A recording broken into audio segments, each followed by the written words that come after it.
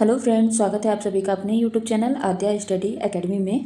यह हमारे सीटेट फरवरी 2026 में जो एग्ज़ाम होने वाला है, आज उसका मॉक टेस्ट है। मॉक टेस्ट में तो समझते हैं बिल्कुल वैसे ही प्रश्न आज हम करेंगे जैसा कि आपके सीटेट के एग्ज़ाम में पूछे जाएंगे। अगर ये प्रश्न में आपकी परफॉर्मेंस अच्छी रहती है, इन प्रश्नों को आप अच्छे से सॉल्व कर लेते हैं, आपको कोई प्रॉब्लम नहीं जाती है, तो आप मान लीजिए आपके एग्ज़ाम में भी आप ऐसे ही ईजिली क्वेश्चन को सॉल्व कर पाएंगे। ठीक, यहाँ पे अगर आप ये हमारा लास्ट प्रहार चल रहा है, यानी लास्ट वीक हमारा चल रहा है, हम रिवीजन करते चल रहे हैं। रिवीजन के साथ साथ मॉक टेस्ट के रूप में हम वैसे ही क्वेश्चन की प्रैक्टिस कर रहे हैं जैसे कि आपके एग्जाम में देखने को मिलेंगे। ए टू जेड ऐसे ही प्रश्न आपको देखने को मिलेंगे, बस थोड़ा बहुत लैंग्वेज में इधर उधर हेर फेर रहेगा, बाकी प्रश्नों का लेवल सेम रहेगा। कुछ तो पीवाईक्यू क्वेश्चन भी रखे गए हैं, हालांकि उनका मैं ये हटा दी हूँ कि कब आया था, पर है वो पीवाईक्यू, क्योंकि उससे आपको क्या रहेगा, एक बेस आपका बिल्डअप होता रहेगा। तो आपको ये भी रहेगा कि ऐसे प्रश्न आते हैं तो आप उसके लिए भी प्रिपेयर होते चलेंगे कि हाँ इस लेवल के प्रश्न आते हैं, और नए प्रश्न कैसे आ सकते हैं वो भी हम मॉक टेस्ट में करेंगे, तो आप नए प्रश्नों के लिए भी तैयार होते चलेंगे। तो ये जो मॉक टेस्ट अभी 1 हफ्ते आपका चलने वाला है, जब तक आपका एग्जाम 7 फरवरी तक, ये आपको मॉक टेस्ट मिलने वाला है। तो ये मॉक टेस्ट को आप जरूर अटेम्प्ट करिएगा, जरूर, क्योंकि ऐसे ही प्रश्न आपके एग्जाम में पूछे जाएंगे। तो चलिए स्टार्ट करते हैं आज की क्लास को। देखते हैं हमारा पहला प्रश्न क्या है मॉक टेस्ट का। अनेक अम्ल हमारे खाने के पदार्थों में रहते हैं। इन विद्यमान पदार्थों के रूप में हम बहुत से अम्लों को खाने के काम में लाते हैं। निम्न में से कौन सा अम्ल खाद्य पदार्थ का मेल सही है। ये यहाँ पे अम्ल दिया है और उसमें कौन से किस खाद्य पदार्थों में पाया जाता है वो दिया है। आपको बताना है कौन सा करेक्ट जोड़ी यहाँ पे दी हुई है। क्या खट्टे दूध में टार्ट्रिक अम्ल पाया जाता है, अंगूर में क्या सिट्रिक अम्ल पाया जाता है, सिरका में एसिटिक अम्ल पाया जाता है, या नींबू में टार्ट्रिक अम्ल पाया जाता है। ठीक है, बताइए इसमें कौन सा करेक्ट आंसर हो जाएगा। तो करेक्ट आंसर यहाँ पे हो जाएगा सिरका। सिरका में कौन सा अम्ल पाया जाता है, एसिटिक अम्ल पाया जाता है। ठीक है, कौन सा पाया जाता है, एसिटिक अम्ल। अब चलिए एक एक अम्लों को हम देखते हैं। पहला हम देखते हैं इसके बारे में, सिट्रिक अम्ल के बारे में। सिट्रिक अम्ल किस में पाया जाता है, सिट्रिक अम्ल। सिट्रिक अम्ल किस में पाया जाता है, तो जितने भी खट्टे फल है ना, सभी खट्टे फल में सिट्रिक अम्ल पाया जाता है। यानी जो नींबू है, संतरा है, टमाटर है, जितने भी खट्टे फल होते हैं सभी में सिट्रिक अम्ल पाया जाता है। दूसरा आ जाते हैं एसिटिक अम्ल। किसमें, एसिटिक अम्ल या एसिटिक एसिड में। एसिटिक एसिड किस में पाया जाता है, फलों के रस में पाया जाता है और सुगंधित तेलों में ये पाया जाता है। साथ ही सिरका विनेगर में ये एसिटिक एसिड पाया जाता है। तीसरा हम आ जाते हैं लैक्टिक अम्ल। लैक्टिक अम्ल किस में पाया जाता है, तो लैक्टिक अम्ल पाया जाता है दूध और दही में। ठीक है, किस में पाया जाता है, दूध और दही, यानी जितने भी मिल्क प्रोडक्ट होते हैं सभी में लैक्टिक अम्ल पाया जाता है। तो यहाँ पे खट्टा दूध में टार्ट्रिक अम्ल ना आके कौन सा अम्ल होना चाहिए, लैक्टिक अम्ल होना चाहिए। और चौथा है क्या है, फार्मिक अम्ल। क्या है, फॉर्मिक एसिड। फॉर्मिक एसिड किस में पाया जाता है, तो ये लाल चींटी के डंक में पाया जाता है, और लाल चींटी के डंक के अलावा किस में पाया जाता है, बिच्छू के डंक में फॉर्मिक एसिड पाया जाता है। ठीक है, अब आ जाते हैं, एक और पूछा था टार्ट्रिक एसिड। टार्ट्रिक एसिड किस में पाया जाता है, तो टार्ट्रिक अम्ल पाया जाता है अंगूर में। अंगूर के अलावा किस में पाया जाएगा, कच्चे आम में पाया जाता है, और कच्चे आम के अलावा ही पाया जाता है इमली में। ठीक है, किस में पाया जाता है, इमली में। तो नींबू में टार्ट्रिक अम्ल ना पाके नींबू में कौन सा अम्ल पाया जाता है, सिट्रिक अम्ल पाया जाता है। खट्टे दूध में लैक्टिक अम्ल पाया जाता है, ना कि यहाँ पे सुधारती चल रही है, यहाँ पे कौन सा अम्ल पाया जाता है, लैक्टिक अम्ल पाया जाता है, ना कि टार्ट्रिक अम्ल। अंगूर में कौन सा अम्ल पाया जाता है, अंगूर में सिट्रिक अम्ल नहीं पाया जाता, कौन सा अम्ल पाया जाता है, टार्ट्रिक अम्ल पाया जाता है। और नींबू में टार्ट्रिक अम्ल ना पाके कौन सा अम्ल पाया जाता है, सिट्रिक अम्ल पाया जाता है। अब बाकी विनेगर में, सिरका में कौन सा अम्ल पाया जाता है, एसिटिक अम्ल पाया जाता है। तो यही हमारा करेक्ट आंसर यहाँ पे हो जाएगा। ठीक है, ये जो ऑप्शनल चीज़ें आपको बताते चल रहे हैं, आप इसको भी जरूर पढ़ते चलिएगा साथ ही साथ। अब अगर एक कोरा पेज आप लेके बैठिए, तो जो भी इंपॉर्टेंट फैक्ट यहाँ पे बात करते चल रहे हैं हम, ये जो मॉक टेस्ट सीरीज चल रही है ना, तो जो भी इंपॉर्टेंट फैक्ट बात करते चलेंगे आप उसको नोट डाउन करते चलिएगा, और एक बार मॉक देने के बाद आप क्या करिएगा, उसको रिवाइज कर लीजिएगा। ठीक, अगला प्रश्न है, तांबे के बर्तन में खट्टे पदार्थ जैसे इमली, नींबू, इनको नहीं रखना चाहिए, क्यों। तांबे के बर्तन में रखने पर यह पदार्थ कड़वे हो जाते हैं। तांबे से अपक्रिया करके उनका संक्षारण करते हैं। तांबे के बर्तन को काला कर देते हैं। तांबे के बर्तन में रखने पर ये पदार्थ सड़ जाते हैं। तांबे के बर्तन में खट्टे पदार्थों को क्यों नहीं रखना चाहिए, क्योंकि तांबे के बर्तन से क्या करते हैं, अपक्रिया करते हैं, और अपक्रिया करने के बाद उनको संक्षारित करने लगते हैं, उनका कोरोजन होने लगता है। ठीक है, तो मेन इसका कारण क्या है कि जो खट्टे पदार्थ है ना, उसमें क्या पाया जाता है, खट्टे पदार्थ पदार्थों में एसिड पाया जाता है। अब ये अम्ल क्या करते हैं, ये अम्ल कॉपर से रिएक्ट करते हैं, तांबे से रिएक्ट करते हैं और रिएक्ट करके क्या बनाते हैं, कॉपर सल्फेट बनाने का काम करते हैं। क्या करते हैं, कॉपर कॉपर सल्फेट बनाने का काम करते हैं। जो ये कॉपर सल्फेट होता है ना, ये टॉक्सिक होता है, जहरीला होता है। ठीक है, तो जो एसिड होता है, ये एसिड कॉपर से रिएक्ट करता है और कॉपर सल्फेट बनाता है, जो कि एक विषैला यौगिक होता है, टॉक्सिक होता है, जो इंसान को क्या करता है, नुकसान पहुंचाता है। अब ये इसके वजह से क्या होता है, जो भोजन होता है वो जहरीला हो जाता है। अगर उसको आप खाएं तो उससे उल्टी देखने को मिलेगी, उल्टी की प्रॉब्लम हो जाएगी, पेट दर्द, दस्त, है ना, या फिर कॉपर पॉइजनिंग हो जाएगी। तो ये बीमारियां उसको उस व्यक्ति को देखने को मिलेगी जो कि तांबे के बर्तन में जो खट्टा पदार्थ, चाहे इमली, नींबू, कोई भी चीज़ अगर रखी है उसका सेवन करता है। तो यहाँ पे करेक्ट आंसर क्या हो जाएगा, वो जो तांबे के बर्तन से अभिक्रिया कर लेगा खट्टा पदार्थ और उसका संचारण करके कॉपर सल्फेट का निर्माण करेगा, जो कि टॉक्सिक होता है। अगला प्रश्न है, जब वर्षा जल में अम्ल की मात्रा अत्यधिक होती है तो यह वर्षा अम्ल वर्षा कहलाती है। इनमें से कौन से अम्ल उसमें होते हैं, कार्बोनिक अम्ल, सल्फ्यूरिक अम्ल, नाइट्रिक अम्ल या फिर ये सभी? कौन से अम्ल होते हैं, आपको आंसर में बताना है। तो देखिए, अम्ल वर्षा होती क्या है, यहाँ पे अम्ल वर्षा की बात की गई है। तो ये अम्ल वर्षा या फिर एसिड रेन क्या होता है, एसिड रेन क्या होता है? तो देखिए, साधारण जो वर्षा का जल होता है ना, बारिश का पानी होता है, तो इसमें क्या होती है, वायुमंडल की CO2 घुली रहती है।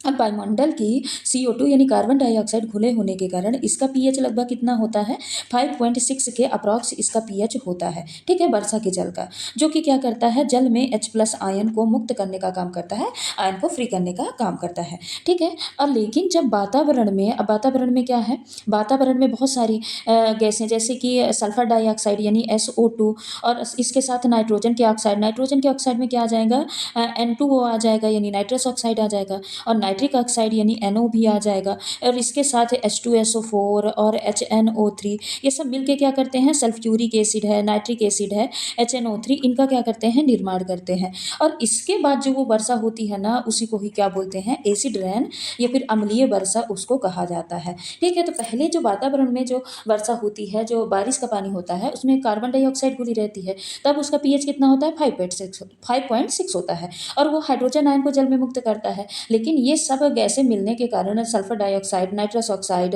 ठीक है, नाइट्रिक ऑक्साइड, ये सब मिलती हैं, H2SO4 का निर्माण करती हैं, HNO3 का निर्माण करती हैं। उसके वजह से जो वर्षा का पीएच होता है कितना हो जाता है, 5 से कम हो जाता है। क्या हो जाता है, 5 से कम हो जाता है। इसी को ही क्या बोलते हैं, अम्लीय वर्षा या एसिड रेन इसको बोला जाता है।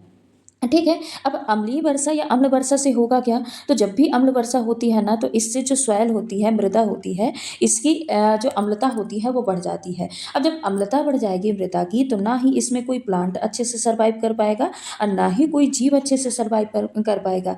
यानी अम्ल वर्षा से कई सारे रोग आ जाएंगे, जैसे त्वचा रोग है, स्किन की प्रॉब्लम आ जाएगी, दमा की प्रॉब्लम आ जाएगी। तो ये सारी प्रॉब्लम किसके वजह से आती हैं, अम्ल वर्षा के कारण आती हैं। अब यहाँ पे प्रश्न में ये पूछा था कि अम्ल वर्षा में कौन कौन से अम्ल होते हैं, तो अम्ल वर्षा में कार्बोनिक अम्ल भी होता है, सल्फ्यूरिक अम्ल भी होता है, नाइट्रिक अम्ल भी होता है। यानी आंसर क्या हो जाएगा, ये सभी करेक्ट आंसर हो जाएगा।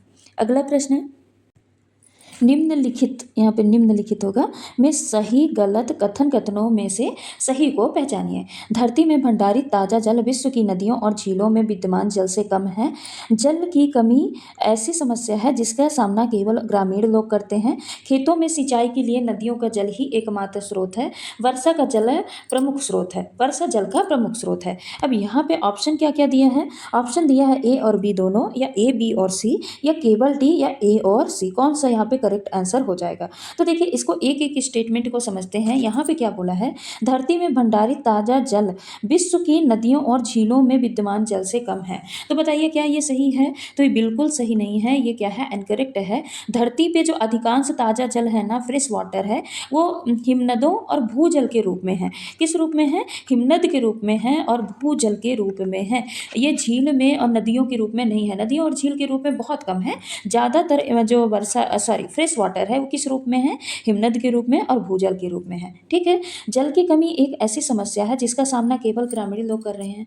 बताइए, क्या जल की कमी की समस्या केवल और केवल ग्रामीण लोग ही फेस कर रहे हैं? नहीं, ग्रामीण और शहरी दोनों लोग जल की कमी यानी वाटर की जो कमी है, पानी की जो कमी है, उसकी समस्या को फेस कर रहे हैं, केवल और केवल ग्रामीण नहीं। तो ये भी क्या हो जाएगा, इनकरेक्ट हो जाएगा। खेतों में सिंचाई के लिए नदियों का जल ही एकमात्र स्रोत है, एकमात्र यहाँ पे दे दिया ना। अगर बोल देता नदियों नदियों का जल भी स्रोत है, वो तो है, ठीक है, पर एकमात्र सिर्फ नदी बस तो नहीं है सिंचाई के लिए, कई सारे साधन है सिंचाई के लिए, तो ये भी क्या हो जाएगा, गलत हो जाएगा। वर्षा जल का प्रमुख स्रोत है, ये बिल्कुल करेक्ट है। जो वर्षा है ना, ये जल का प्रमुख स्रोत होता है। तो यहाँ पे ऑप्शन नंबर 3 यानी केवल डी क्या हो जाएगा, करेक्ट आंसर हो जाएगा। अगला प्रश्न है, कार्बनिक खाद को मृदा में डालने के संदर्भ में सही कथन है। ये आपका सीटेट में 2016 में पूछा गया प्रश्न है। यह मृदा को शुष्क बनाते हैं ताकि मृदा पौधों को अच्छी तरीके से पकड़ के रखे, यानी यह अकार्बनिक पदार्थ को मृदा में मिलाते हैं जो कि पौधे हेतु अत्यधिक पोषक युक्त होती है। यह मृदा के संगठन को बेहतर बनाते हैं, यह मृदा की जल धारण क्षमता को बढ़ाते हैं। कार्बनिक खाद को जब मृदा में मिलाया जाता है तो क्या क्या चेंजेस देखने को मिलते हैं, क्या क्या फायदे होते हैं, ये आपको बताना है। ऑप्शन दिया है बी सी डी, ए और डी, सी और डी, या ए बी सी। यहाँ पे क्या करेक्ट आंसर हो जाएगा आपको बताना है, ठीक है। तो एक एक ऑप्शन को पढ़िए, पहले एक एक कथन को पढ़िए कि पहला क्या दिया है कि जो कार्बनिक खाद है यह मृदा को शुष्क बना देता है, ड्राई बना देता है ताकि मृदा पौधे को अच्छी तरीके से पकड़ के रखे। तो बिल्कुल नहीं, जो कार्बनिक खाद होते हैं ना, कार्बनिक पदार्थ जो होते हैं, ये क्या करते हैं, मृदा को नम बनाते हैं, भुरभुरा बनाते हैं, ठीक है, ये शुष्क नहीं बनाते हैं, क्या करते हैं, मृदा को नम और भुरभुरा बनाने का काम करते हैं, ठीक है, ताकि मृदा क्या है, और ज़्यादा उपजाऊ हो, ठीक। तो जो कार्बनिक खाद है वो होता क्या है, तो जैसे जंतु है, मृत पौधे हैं, इनके अवशेष से, ठीक, मृत जंतु और चाहे मृत पौधे, ठीक है, इनके अवशेष से सूक्ष्म जीव जो इसको अपघटित कर देते हैं, तो इनके अवशेष से जो खाद बनती है ना, उसको क्या बोलते हैं, कार्बनिक खाद बोलते हैं, ठीक है। जैसे ये वर्मी कंपोस्ट वगैरह जो होती है ना, ये सब किसमें होती है, किसमें आती है, कार्बनिक खाद में आती है। तो पहला स्टेटमेंट क्या है, बिल्कुल गलत हो गया, ये शुष्क नहीं बनाता, नम और भुरभुरा बनाता है। दूसरे में आ जाते हैं, जो कार्बनिक खाद है या अकार्बनिक पदार्थ को मृदा में मिलाते हैं जो कि पौधे हेतु अत्यधिक पोषक युक्त होते हैं। तो बिल्कुल करेक्ट है, जो कार्बनिक खाद है ना, ये क्या करते हैं, अकार्बनिक पदार्थ को मृदा में बढ़ाते हैं, रिच सोर्स इसका करते हैं कार्बनिक पदार्थ का। अब अकार्बनिक पदार्थों में क्या आ जाएगा, जैसे नाइट्रोजन है, फास्फोरस है, सल्फर है, क्लोरीन है, मैग्नीशियम है, ये क्या होते हैं, अकार्बनिक पदार्थ होते हैं जो कि क्या करते हैं, पौधे की ग्रोथ के लिए बहुत ज़्यादा इंपॉर्टेंट होते हैं, ठीक। ये पौधों को पोषक तत्व प्रदान करते हैं, पौधे मिट्टी से इनको क्या करते हैं, प्राप्त करते हैं। तो ये अकार्बनिक पदार्थ मिट्टी में आते कहाँ से हैं, तो ये कार्बनिक खाद के द्वारा आते हैं, ठीक। तो ये क्या हो जाएगा, ये करेक्ट हो जाएगा। ये जो कार्बनिक खाद है यह मृदा के संगठन को बेहतर बनाती है, तो बिल्कुल सही है, ये क्या करती है, मृदा के संगठन को अच्छा बनाने का, बेहतर बनाने का काम करती है। यह मृदा की जल धारण क्षमता को बढ़ाती है, तो बिल्कुल करेक्ट है, क्योंकि यह मृदा को कैसा बना देती है, भुरभुरा बना देती है। जब भुरभुरी कोई चीज़ होती है तो ज़्यादा से ज़्यादा वाटर को एब्जॉर्ब करने का काम करती है। तो बी भी सही हो जाएगा, सी भी सही हो जाएगा और डी भी क्या हो जाएगा, करेक्ट हो जाएगा। तो हमारा आंसर क्या हो जाएगा, आंसर हो जाएगा ऑप्शन नंबर फर्स्ट, बी, सी और डी। ए को छोड़ के, ए क्या बोल दिया, शुष्क बोल दिया। अगर नम और भुरभुरा बोला होता है तो सारे क्या होते हैं, करेक्ट स्टेटमेंट हो जाते। अगला प्रश्न है, मान लीजिए आप एक किसान हैं और उस क्षेत्र में रहते हैं जहाँ की मृदा काली है। यदि आपके क्षेत्र की जलवायु उष्ण है यानी गर्म है, तो आप अपने खेतों में रेशे प्रदान करने वाले पौधे उगाना चाहते हैं, तो आप निम्नलिखित में से किस रेशों को मतलब किसे प्राथमिकता देंगे, नारियल को, रेयॉन को, जूट यानी पटसन को, या फिर कपास को। बताइए, काली मृदा में, काली मिट्टी में और गर्म क्षेत्र में कौन सा पौधा उगता है। तो एक एक को देखते हैं। जो जूट होता है, जूट कैसा है, ये एक प्रकार का प्राकृतिक रेशा है, क्या है, रेयान को छोड़ के बाकी ये सारे क्या है, प्राकृतिक रेशा है, ठीक है। और कैसी जलवायु में उगता है, तो सबसे पहले ये ऐसी मिट्टी में उगता है जो जलोढ़ हो, कैसी, जलोढ़ मृदा में ये उगाया जाता है। और इसके लिए जो जलवायु होनी चाहिए, कैसी होनी चाहिए, गर्म होनी चाहिए और आर्द्रता भरी यानी नमी भरी होनी चाहिए। यानी वर्षा कितना होना चाहिए, तो वर्षा 150 से लेके 200 सेंटीमीटर की वर्षा होनी चाहिए। यानी इसके लिए लगभग अधिक नमी वाला क्षेत्र जूट के लिए अच्छा होता है। दूसरा आ जाते हैं रेयॉन पे। तो रेयॉन क्या है, एक कृत्रिम रेशा है, यानी ये उगाया नहीं जाता है, बल्कि ये किससे बनाया जाता है, सेल्यूलोज के रासायनिक मतलब उसमें रासायनिक उपचार करके। सेल्यूलोज का क्या किया जाता है, रासायनिक उपचार किया जाता है और सेल्यूलोज के रासायनिक उपचार से इसको बनाया जाता है फैक्ट्रियों में। इसीलिए रेयॉन को क्या बोला जाता है, आर्टिफिशियल सिल्क बोला जाता है। क्या बोला जाता है, आर्टिफिशियल, इसको सिल्क बोला जाता है। अब तीसरा आ जाते हैं नारियल पे। तो नारियल क्या है, एक उष्णकटिबंधीय फसल है, यानी ये कैसी मृदा में उगाई जाती है, रेतीली मृदा में उगाई जाती है। और उसके लिए कैसी रेतीली और कैसी मृदा होनी चाहिए, दोमट मृदा, दोमट मिट्टी होनी चाहिए, ठीक है, जिसमें क्या हो, जल निकास अच्छा हो, यानी जल उससे निकलता रहे। इसके लिए जलवायु कैसी होनी चाहिए नारियल के लिए, तो इसके लिए भी जलवायु गर्म होनी चाहिए और कैसी होनी चाहिए, आर्द्र यानी नमी युक्त होनी चाहिए, ठीक है। और टेम्परेचर कितना होना चाहिए, 27 से लेकर 32 डिग्री सेल्सियस तक का। अब चौथा हम आ जाते हैं कपास में। कपास क्या है, ये एक प्रकार का रेशेदार फसल है। कैसे है, रेशेदार यानी रेशे वाला क्या है, फसल है। इसके लिए मृदा कैसी होनी चाहिए, तो इसके लिए काली मिट्टी होनी चाहिए, जो हमारे प्रश्न में दिया है। और काली मिट्टी होने के अलावा गर्म स्थान होना चाहिए, गर्म के अलावा शुष्क स्थान होना चाहिए, नमी वाला स्थान नहीं होना चाहिए। टेम्परेचर कितना होना चाहिए, 21 से लेकर 30 डिग्री सेल्सियस तक होना चाहिए। यानी अगर अधिक नमी युक्त होगा ना, अधिक नमी वाला जो अगर जगह होगी, तो कपास का क्या होगा, नुकसान पहुंचेगा। लेकिन यहाँ पे क्या दिया है कि मृदा काली हो, शुष्क क्षेत्र हो और गर्मी वाला क्षेत्र हो, तो वहाँ पे कौन सी फसल उगाई जा सकती है, तो वहाँ पे उगाई जा सकती है कपास।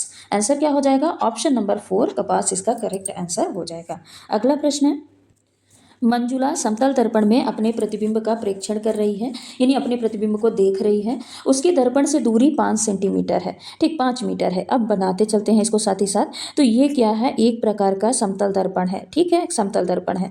और यहाँ पे ये मंजुला तैयार होके खड़ी है, ठीक है, ये तैयार होके खड़ी है। अब ये क्या कर रही है, अपने आप को समतल दर्पण में देख रही है।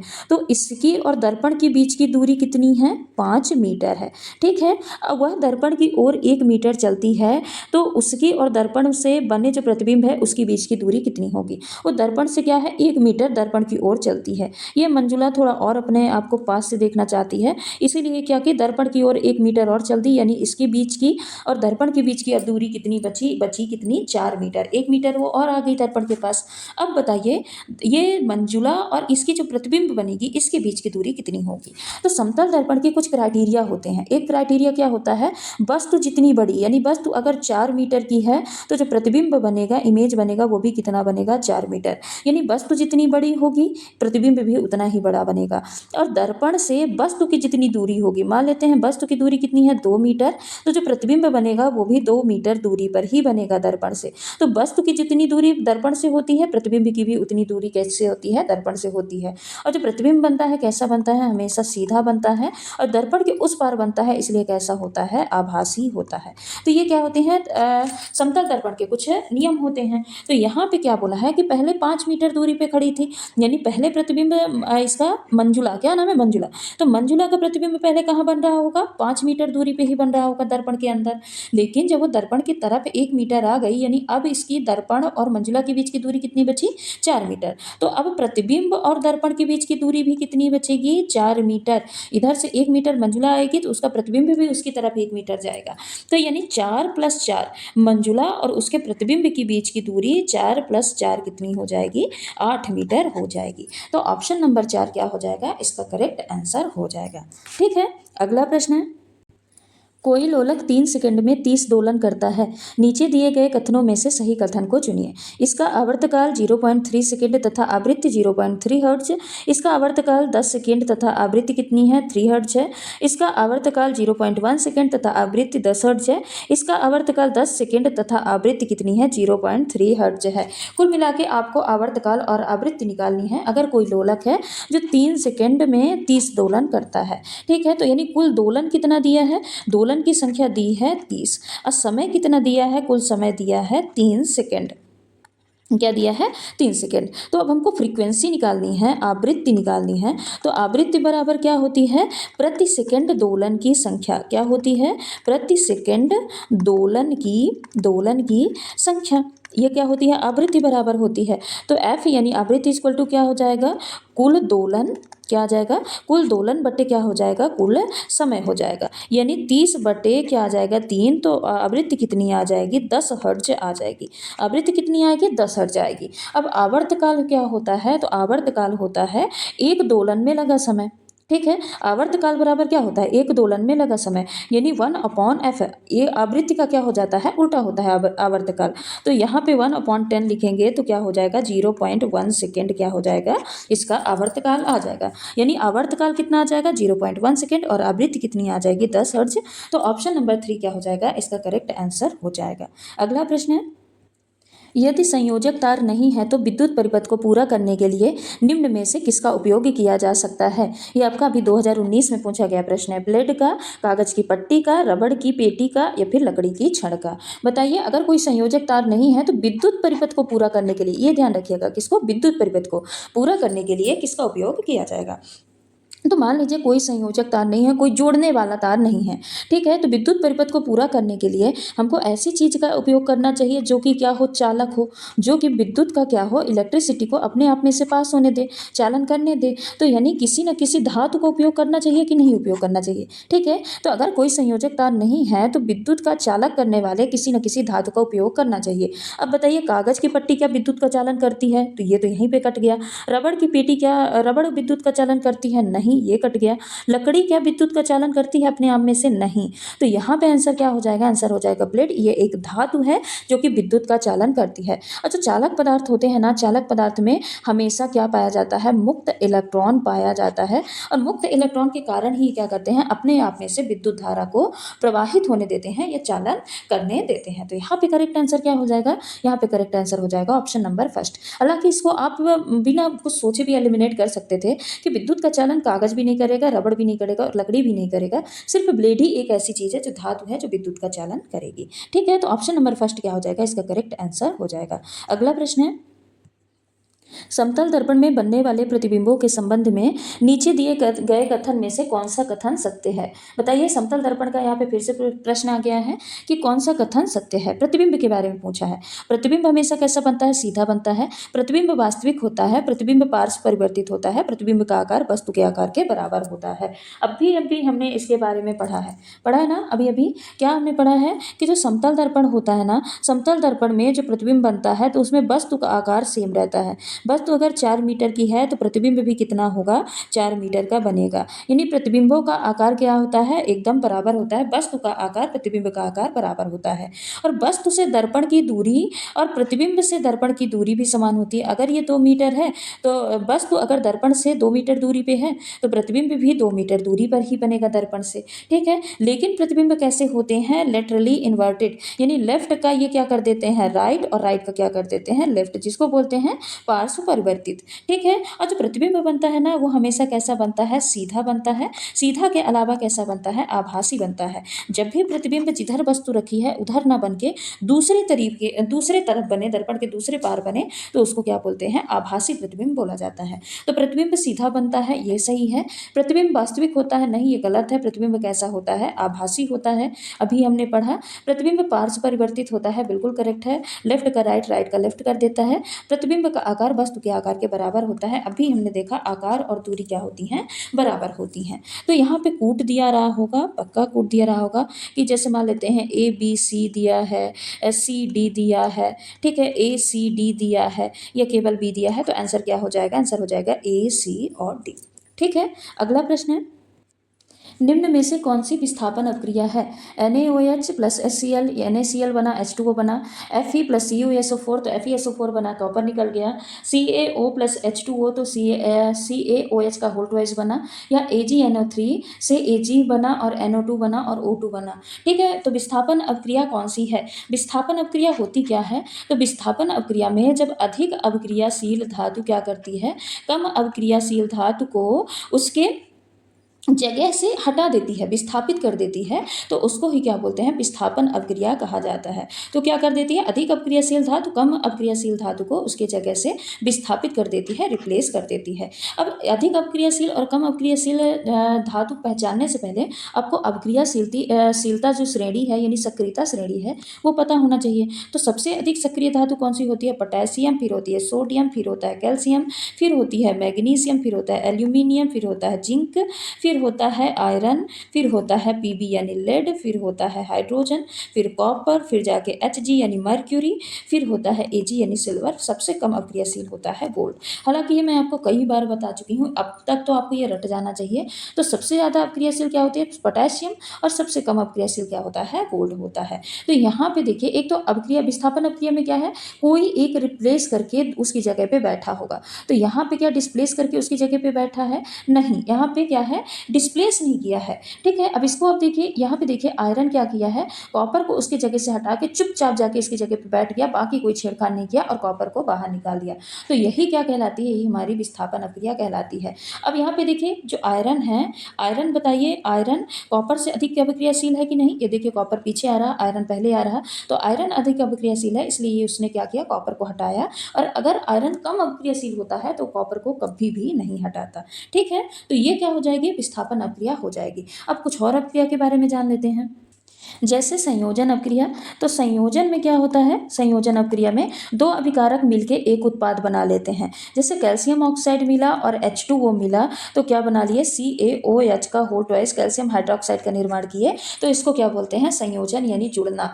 ठीक है, यानी दो अभिकारक मिलके एक उत्पाद बना लिए तो इसको क्या बोलते हैं, संयोजन। इसी का उल्टा होता है वियोजन। जब एक कोई अभिकारक टूटता है और दो उत्पाद बनाते हैं तो इसको क्या बोलते हैं, इसको वियोजन बोला जाता है। जैसे CaCO3 जब टूटेगा तो क्या बनाता है, CaO बनाता है और CO2 गैस को क्या करता है, रिलीज करता है। तो ये क्या कहलाती है, ये वियोजन अपक्रिया कहलाती है। विस्थापन अपक्रिया अभी आपने पढ़ ही लिया है। ठीक है, रेडॉक्स अपक्रिया भी पढ़ेंगे पर उसके बारे में हमारा क्वेश्चन है तो उसी क्वेश्चन में पढ़ेंगे। अगला प्रश्न है, निम्न में से कौन सा कथन ऑक्सीकरण को दर्शाता है? ऑक्सीजन का हटना, हाइड्रोजन का जुड़ना, ऑक्सीजन का जुड़ना या फिर इलेक्ट्रॉन का जुड़ना। ऑक्सीकरण को कौन दर्शाता है? तो हमेशा ऑक्सीजन को जुड़ना क्या कहलाता है, ऑक्सीडेशन कहलाता है। ठीक है, जब भी ऑक्सीजन जुड़ेगा तो क्या कहलाएगा, ऑक्सीकरण कहलाएगा। और जब हटेगा तो उसको क्या बोलेंगे, रेडॉक्स अपक्रिया में पढ़ेंगे।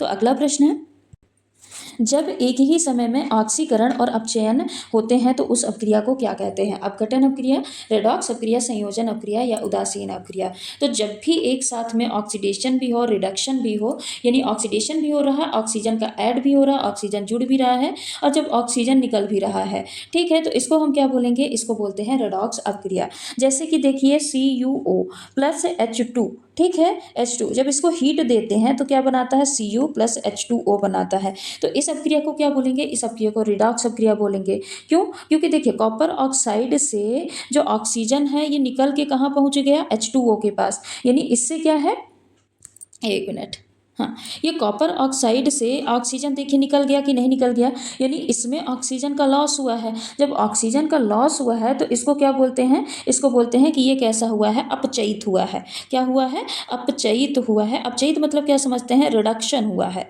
रिडक्शन यानी रिड्यूस हुआ है, तो इससे ऑक्सीजन रिड्यूस हुआ है तो इसका क्या हुआ है, अपचयन हुआ है। और हाइड्रोजन में ऑक्सीजन क्या हुआ है, ऐड हुआ है, तो इसका क्या हुआ है, ऑक्सीडेशन हुआ है, यानी ऑक्सीकरण हुआ है। और जब भी ऑक्सीडेशन और रिडक्शन एक साथ होते हैं तो इसी को क्या बोला जाता है, इसी को रेडॉक्स अपक्रिया बोला जाता है। ठीक, तो ऑप्शन नंबर सेकंड क्या हो जाएगा, इसका करेक्ट आंसर हो जाएगा। अगला प्रश्न है, भोजन के घटकों के संबंध में निम्न कथनों पर विचार कीजिए। कार्बोहाइड्रेट शरीर को तुरंत ऊर्जा प्रदान करते हैं, प्रोटीन शरीर की वृद्धि एवं ऊतकों की मरम्मत में सहायक होते हैं, वसा शरीर को ऊर्जा प्रदान नहीं करता, विटामिन एवं खनिज लवण शरीर को रोगों से बचाने में सहायता करते हैं। जो भोजन के संगठक हैं, फूड के जो घटक हैं, उनके संबंध में करेक्ट आंसर पूछा है। तो कार्बोहाइड्रेट शरीर को तुरंत ऊर्जा प्रदान करते हैं, बिल्कुल सही है। जो कार्बोहाइड्रेट होता है वो बॉडी को सबसे ज़्यादा एनर्जी और तुरंत ऊर्जा प्रदान करने का काम करता है। ठीक है, सबसे पहले हमको जो अगर ऊर्जा मिलती है ना तो कार्बोहाइड्रेट से ही मिलती है, उसके बाद वसा का पाचन होता है, फिर उसके बाद प्रोटीन का पाचन होता है। प्रोटीन शरीर की वृद्धि एवं ऊतकों की मरम्मत में सहायक होता है। हाँ बिल्कुल, प्रोटीन जो होता है ग्रोथ और डेवलपमेंट में सहायता करता है, इसीलिए इसको बिल्डिंग ब्लॉक्स भी कहा जाता है, तो ये भी सही है। वसा शरीर को ऊर्जा प्रदान नहीं करते, क्यों नहीं करते भाई, फैट का पाचन होता है तो एनर्जी हमको मिलती ही है। जब भी कार्बोहाइड्रेट खत्म हो जाता है तो फिर उसके बाद वसा से ही तो हमको ऊर्जा मिलती है। ठीक है, विटामिन एवं खनिज लवण शरीर को रोगों से बचाने में क्या होते हैं, सहायक होते हैं, तो ये भी बिल्कुल करेक्ट है। सी ऑप्शन को छोड़ के बाकी ए, बी और डी क्या है, हमारे करेक्ट आंसर हो जाएंगे।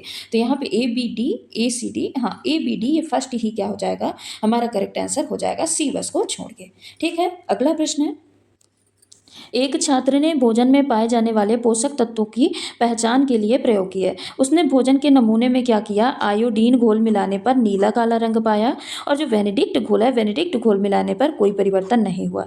तो इससे यह निष्कर्ष निकाला जा सकता है कि भोजन में केवल स्टार्च उपस्थित है, केवल ग्लूकोज उपस्थित है, स्टार्च और प्रोटीन दोनों उपस्थित है या फिर वसा उपस्थित है। ठीक है, तो यहाँ पे करेक्ट आंसर क्या हो जाएगा कि केवल और केवल स्टार्च उपस्थित है। अब वो कैसे, स्टार्च परीक्षण कैसे करते हैं ये हम देखते हैं। तो देखिए जो स्टार्च परीक्षण जब किसी खाद्य पदार्थ में किया जाता है तो क्या करते हैं, सबसे पहले उस खाद्य पदार्थों में हम 2 से 3 ड्रॉप क्या डालते हैं, तनु आयोडीन डाला जाता है। क्या डाला जाता है, तनु आयोडीन मिलाया जाता है। अगर आयोडीन मिलाने पे वो विलयन कैसा हो गया, नीला काला रंग का हो गया, तो उसमें हम क्या मान लेंगे कि उसमें क्या है, स्टार्च प्रेजेंट है। अब स्टार्च किसमें प्रेजेंट होता है, जैसे आलू है, ब्रेड है, चावल है, इनमें क्या पाया जाता है, स्टार्च पाया जाता है। ठीक है, अगर स्टार्च परीक्षण से प्रश्न पूछा जा सकता है तब फिर प्रोटीन परीक्षण से भी पूछा जा सकता है। तो प्रोटीन परीक्षण कैसे किया जाता है उसको भी हम देख लेते हैं। तो अगर किसी खाद्य पदार्थ में हमको प्रोटीन प्रेजेंस है कि नहीं प्रेजेंस है, ये अगर हम देख रहे हैं तो क्या करेंगे, अगर वो खाद्य पदार्थ ठोस है ना तो उसको पाउडर के रूप में बना लेंगे। फिर पाउडर के रूप में बनाने के बाद क्या करेंगे, उसमें थोड़ी सी मात्रा एक टेस्ट ट्यूब में परख नली में लेंगे। फिर उसमें परख नली में वो जो पाउडर है इसको लेने के बाद उसमें CuSO4 की 2 बूंद डालेंगे, यानी कॉपर सल्फेट की 2 बूंद डालेंगे। क्या करेंगे, 2 बूंद को डालेंगे। उसके बाद उसमें 10 बूंद कास्टिक सोडा यानी NaOH को मिलाया जाता है। अब देखते हैं उसको परख नली को सेक करेंगे, मिलाने के बाद देखते हैं अगर बैंगनी रंग प्राप्त हुआ, ठीक है, अगर बैंगनी रंग का वो सोल्यूशन हो गया तो मान लेते हैं उसमें प्रोटीन प्रेजेंस है, अगर नहीं हुआ तो मान लेते हैं प्रोटीन उसमें नहीं प्रेजेंस है। तो ये स्टार्च और प्रोटीन का परीक्षण है, इनसे प्रश्न जरूर पूछे जाते हैं। तो आज के हमारे क्वेश्चन यहीं तक थे। आज हमने 15 कंटेंट वाले क्वेश्चन की प्रैक्टिस की है। सिर्फ क्वेश्चन नहीं पढ़ा है, उसके साथ बहुत सारे हमने कॉन्सेप्ट को अपना सीखा है, कॉन्सेप्ट बिल्डअप किया है। एक प्रश्न से हम लगभग 2 से 3 कॉन्सेप्ट सीखते चल रहे हैं, 2 से 3 प्रश्नों को हम बनाते चल रहे हैं। तो ये जो मॉक टेस्ट की अंतिम 7 दिन की आपकी सीरीज है, बहुत इंपॉर्टेंट है आपके एग्जाम के लिए। इन क्लास से आप जरूर जुड़िएगा और लास्ट तक जुड़िएगा। बाकी चैनल पे नए हैं तो सब्सक्राइब कर लीजिएगा और वीडियो को लाइक कर दीजिएगा। नई वीडियो का नोटिफिकेशन पाने के लिए बेल आइकन को जरूर प्रेस करिएगा। धन्यवाद।